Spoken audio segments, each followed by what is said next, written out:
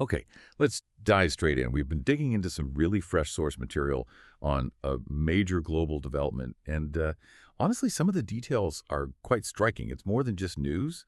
It feels like, a significant move with real consequences. So yeah, let's unpack this. Today we're getting into a very recent and pretty significant trade deal, just finalized between the United States and the European Union. And the big takeaway, really, from looking at the sources isn't just that they managed to avoid a trade war, although that's huge. It's how they did it. The agreement sets a specific 15% U.S. tariffs on most EU exports. And it seems, based on what we're reading, this isn't some broad stroke, but more of a, well, the sources call it a smart tariff. Very targeted. So our mission here today isn't just to report the facts. We want to take you kind of behind the scenes a bit, explore what this deal actually means, for you, how these big international agreements even happened often down to the wire, apparently, and why this particular deal carries so much weight globally. Exactly. And what's fascinating, I think, is looking at that 15% figure. It might sound a bit random, but the sources really suggest it came out of this very delicate negotiation, focusing on specific, really contentious areas, things like certain EU luxury items, some agricultural goods, those specialty cheeses, wines, things like that were apparently key flashpoints. The sheer complexity and honestly, the incredibly high stakes when you have economic giants like the US and EU trying to prevent things from escalating, it's immense. One wrong move, and you could genuinely disrupt global supply chains. That's why finding this resolution is, well, so impactful for the whole global economic picture. Right. So as I was going through all this material, one thing that kept popping up for me was, okay, they averted a trade war, but what kind specifically? What were they really trying to sidestep? And maybe more importantly, what was the absolute toughest hurdle? That single most contentious point they had to get past to land on that 15%. Were certain industries just refusing to budge? It's a great question. And yeah, the sources do give us a clearer picture there. When we talk about averting a trade war, we're really talking about avoiding that kind of tit for tat cycle. Like, remember the 2018 steel and aluminum dispute? That sort of escalating conflict where both sides just slap tariffs on billions and billions worth of goods. That's what was on the table. And the stickiest point, it seems, wasn't necessarily about overall market access, broad strokes. It was much more focused, very specific issues around subsidies and import surges in those targeted sectors, the luxury goods, the agriculture we mentioned. These were apparently causing real headaches for U.S. producers.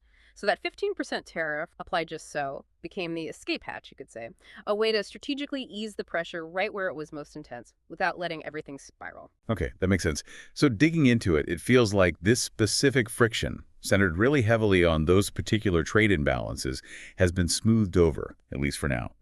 This deal looks like a pretty big step away from what could have become a much wider, much more damaging conflict.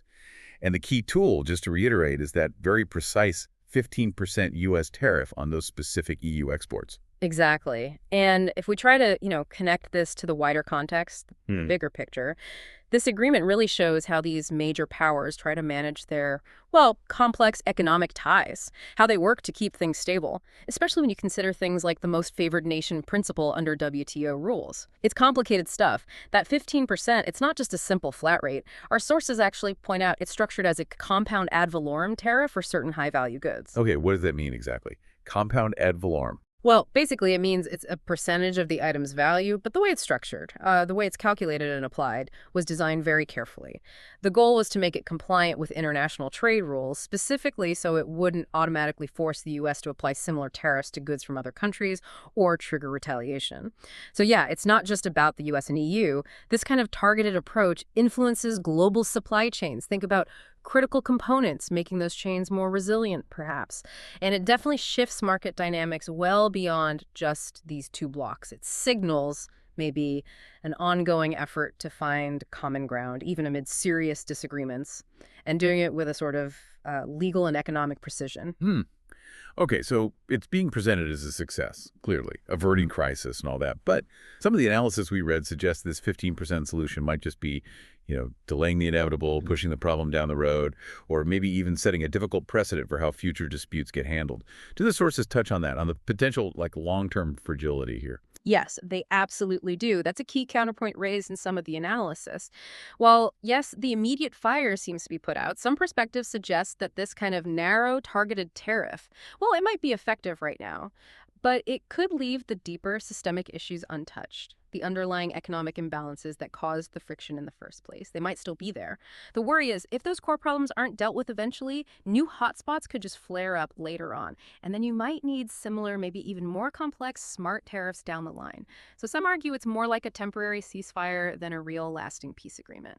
It might push us towards an era where trade conflicts are managed with these very fine-tuned tactical adjustments instead of big, comprehensive deals. Right. So where does that leave us? What does this all really mean for the future of how countries trade with each other? It's something for you, the listener, to think about too. How do these high-level deals, like this specific US-EU agreement, quietly filter down and shape our everyday lives? I mean, it can influence the price of that imported cheese you like, sure. There are also these bigger things, like geopolitical stability.